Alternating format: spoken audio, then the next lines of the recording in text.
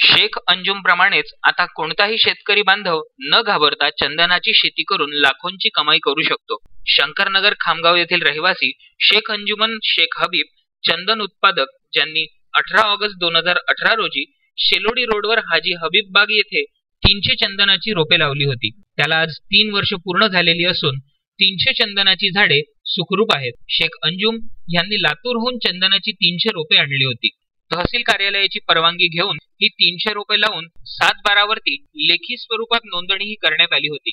आज ही सर्व रोपे चांगल्या स्थितीत जिवंत आहेत।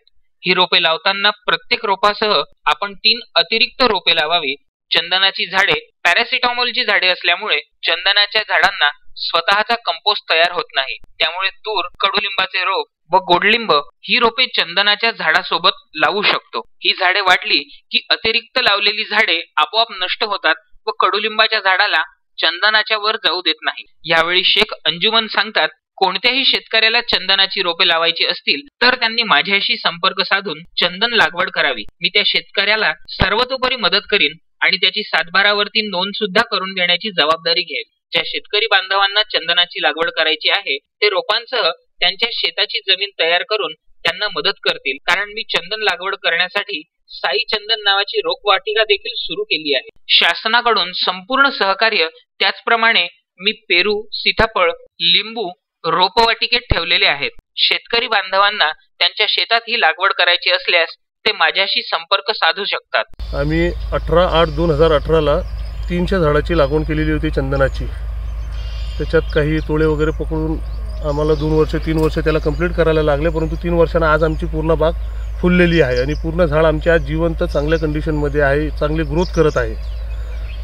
त्याच्यानंतर ते पॅरासिटामॉल ट्री आहे, त्याच्यासोबत 3 झाड आपल्याला लावावं लागतं। सुरुवातीला एक आपल्याला तुरीचं झाड लावावं लागते, एक निंबाचं आणि एक गोल्ड निंबाचं। हे पॅरासिट ट्री असल्यामुळं हे स्वतःचं खाद्य स्वतः तयार करत नाही, दुसऱ्या झाडांपासून हे स्वतःचं खाद्य घेत आहे। त्याच्यामुळं आपल्याला हे एवढं झाड याच्यासोबत लावावं लागते आणि आज चांगली ग्रोथ केलेली माझी बाग आहे।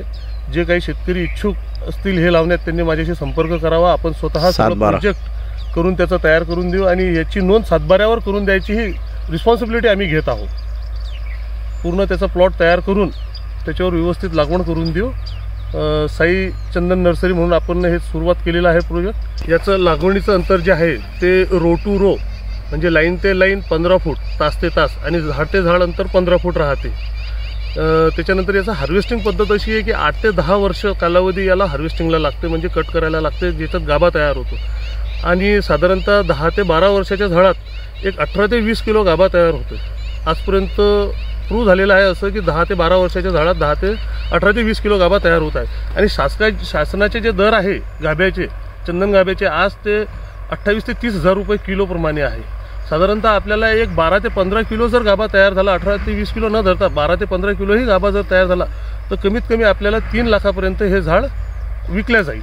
आणि त्याच्यानंतर शेवटी बाजाराचा जे प्रश्न आहे तर आपल्याला जवळचे जे बाजार आहे ते इंदोर मार्केट आहे ओपन, त्याच्यानंतर आपल्याला इंटरनॅशनल मोठा मार्केट आहे बँगलोर, आणि जर तुम्हाला तिथं न नेता जर विकायचं असेल तर आम्ही पण बाजार जर तत्कालीन वेळेत ज्या बाजारभाव राहील त्या बाजारभावापेक्षा 2000 रुपये कमी किलोनं आम्ही पण घेऊ, त्याचा आम्ही तुम्हाला हमी देऊ। मोहम्मद फारूक, विदर्भ न्यूज, खामगाव।